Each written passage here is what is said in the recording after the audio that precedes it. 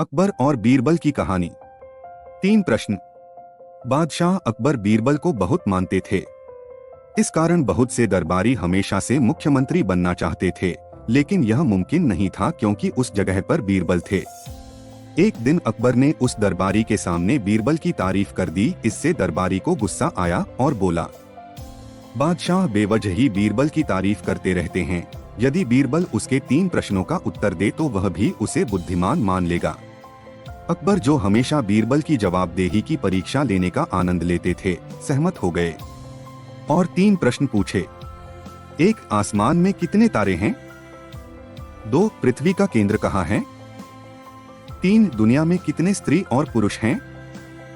अकबर ने तीनों प्रश्न बीरबल से पूछे और कहा यदि वह इन प्रश्नों का उत्तर नहीं दे पाया तो उसे मुख्यमंत्री के पद से इस्तीफा देना पड़ेगा। पहले प्रश्न का उत्तर देने के लिए बीरबल एक भेड़ लेकर आए और बोले, जितने इस भेड़ के शरीर पर बाल हैं उतने ही तारे आसमान में हैं। मेरे मित्र अगर चाहे तो नाप कर देख सकते हैं। दूसरे प्रश्न का उत्तर देने के लिए बीरबल ने फर्श पर 2 लकीरें खींची और उनके बीच में लोहे की छड़ रखते हुए बोले, यह पृथ्वी का केंद्र है। यदि दरबारी चाहे तो नाप कर देख सकते हैं।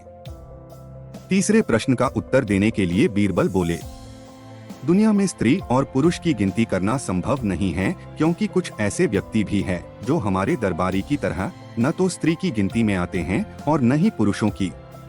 यदि ऐसे व्यक्तियों को मार दिया जाए तो गिनती संभव है। अन्य शानदार कहानियों के लिए चैनल को सब्सक्राइब करें। कृपया लाइक करें और कमेंट करें आपको कहानी कैसी लगी। अकबर और बीरबल की कहानी। धोबी और कुम्हार। आगरा शहर में एक धोबी और एक कुम्हार पास पास रहते थे। एक दिन कुम्हार ने मिट्टी के बहुत सारे बर्तन बनाए। उसने उन बर्तनों को सुखाने के लिए धूप में रख दिया और आराम करने घर के अंदर चला गया। तभी वहां 2 गधे आए। वे आपस में झगड़ने लगे। इस कारण कुम्हार के सारे बर्तन टूट गए। वह लाठी लेकर बाहर आया। उसने अपनी लाठी को घुमाया और एक गधे पर जोर से मारा। गधा ढेंचू ढेंचू का शोर मचाता हुआ बाहर की ओर भागा। इस पर कुम्हार का पड़ोसी दौड़कर आया और बोला, अरे अरे, यह क्या करते हो? यह मेरा गधा है। कुम्हार ने नाराज होकर कहा, तो क्या हुआ? इसने मेरे सारे बर्तन चूर चूर कर दिए हैं। धोबी बोला, तुम मेरे गधे को पीटते क्यों हो?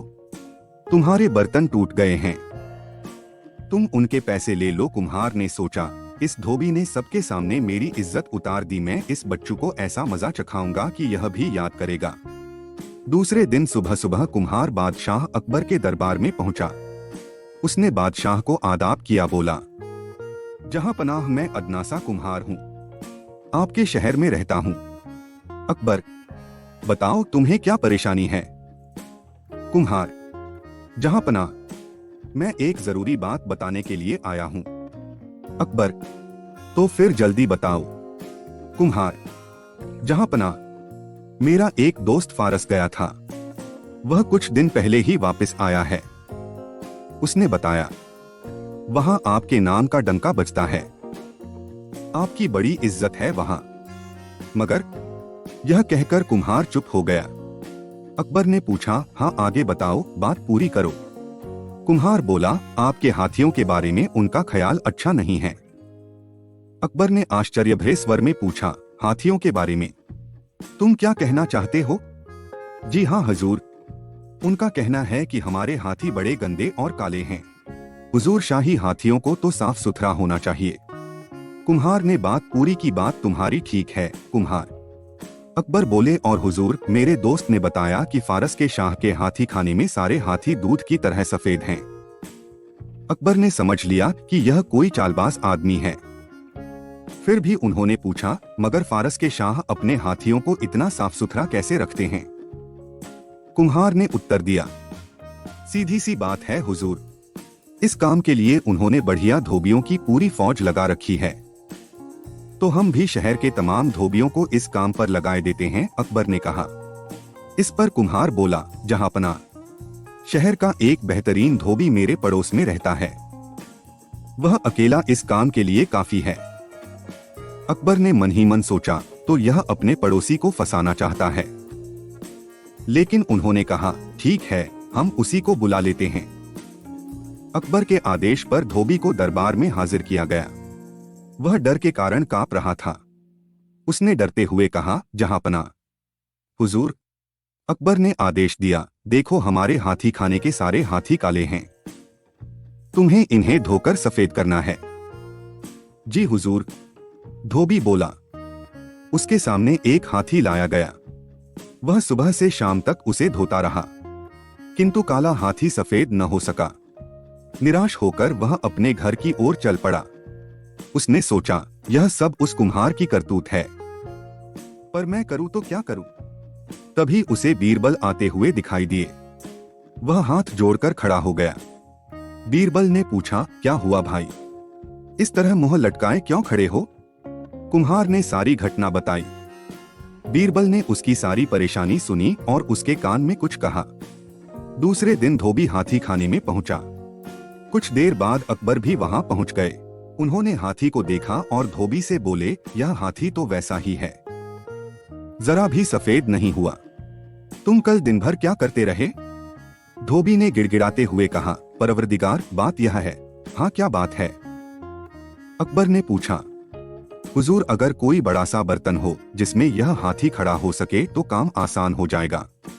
धोबी ने बताया।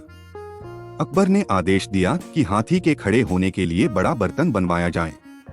बर्तन बनाने का काम उसी कुम्हार को सौंपा गया। एक हफ्ते बाद कुम्हार बर्तन लेकर हाजिर हुआ। मन ही मन वह सोच रहा था, धोबी का बच्चा समझता होगा कि फंस जाऊंगा। अब देखता हूँ धोबी कैसे बचेगा। अकबर ने बर्तन को देखा और आदेश दिया, हाथी को बर्तन में खड़ा किया जाए। जैसे ही हाथी को बर्तन में खड़ा किया गया, बर्तन चूर चूर हो गया।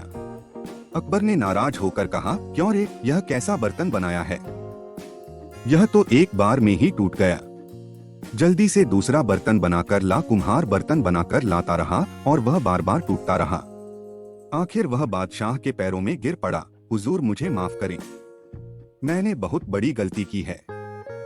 इस पर अकबर ने धोबी से कहा, धोबी, मैं जानता था कि यह तुम्हें फंसाना चाहता है, पर तुमने इसकी चाल का मुंहतोड़ जवाब दिया। हम तुम्हें इनाम देंगे। धोबी हाथ जोड़कर खड़ा हो गया। उसने कहा, जहांपना, इनाम के असली हकदार तो बीरबल जी हैं। उन्हीं ने मुझे यह तरकीब सुझाई थी। बादशाह अकबर ने बीरबल की ओर देखा।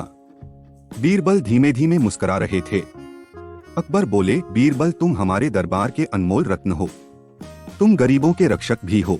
अन्य शानदार कहानियों के लिए चैनल को सब्सक्राइब करें। कृपया लाइक करें और कमेंट करें आपको कहानी कैसी लगी। अकबर और बीरबल की कहानी। तोता मर गया। एक आदमी तोते पकड़कर उन्हें पढ़ाने सिखाने के बाद किसी बड़े आदमी को भेंट करके इनाम पाने का धंधा करता था। एक दिन उसे एक बड़ा सुंदर तोता मिला। उसने तोते को पढ़ाया और उसे इंसानी बोली सिखाई। उस आदमी ने वह तोता बादशाह अकबर को भेंट करके बड़ा अच्छा इनाम पाया। बादशाह ने तोते की देखरेख के लिए एक आदमी रख लिया। उसे आज्ञा दी कि यदि तोता मर गया तो तुम्हें सूली पर चढ़ा दिया जाएगा। जो तोता मरने की खबर देगा उसे भी यही दंड मिलेगा। वह आदमी तोते की खूब सेवा करता था, रखवाली करता था, परंतु ईश्वर की मर्जी ऐसी हुई कि अचानक वह तोता मर गया। तोते का रखवाला घबरा गया। वह भागता हुआ बीरबल के पास पहुंचा और सारी बात बताते हुए कहा, अब मेरी जान नहीं बच सकती सरकार, मुझे आप ही बचा सकते हैं। बीरबल बोले, मैं जाकर तोते की मौत की खबर बादशाह को दूंगा। बादशाह स्वयं पता लगाते हैं, तब भी प्राणदंड मेरा होगा। अब मैं क्या करूं? तुम निश्चिंत रहो, कुछ नहीं होगा, मैं बात संभाल लूंगा। बीरबल ने उसे सांत्वना दी। बीरबल बादशाह के पास आकर बोले, हुजूर, आपका तोता था। और उन्होंने वाक्य अधूरा छोड़ दिया। क्या हुआ तोते को? मैं नहीं कह सकता। इतना कह सकता हूँ कि आपका तोता आज न खाता है, न पीता है, न मुंह खोलता है, न बात करता है, न चलता है, न हिलता है, उठता भी नहीं है, फुदकता भी नहीं। क्या हुआ, उसे चलकर देखते हैं। बादशाह ने आकर मरे हुए तोते को देखा और बोले, वहीं पर नहीं बता सकते थे कि तोता मर गया? ऐसा कैसे बताता? प्राणदंड मिलता, क्योंकि आपने कह रखा था कि मरने की खबर देने वाले को भी प्राणदंड मिलेगा। बीरबल बोले, और इसलिए वह रखवाला गायब है। बादशाह हंसे। जबकि वह बेकसूर है हुजूर, तोता तो अपने मौत मरा है। बादशाह ने रखवाले को माफ कर दिया। बीरबल की चतुराई से वह बच गया। अन्य शानदार कहानियों के लिए चैनल को सब्सक्राइब करें। कृपया लाइक करें और कमेंट करें आपको कहानी कैसी लगी।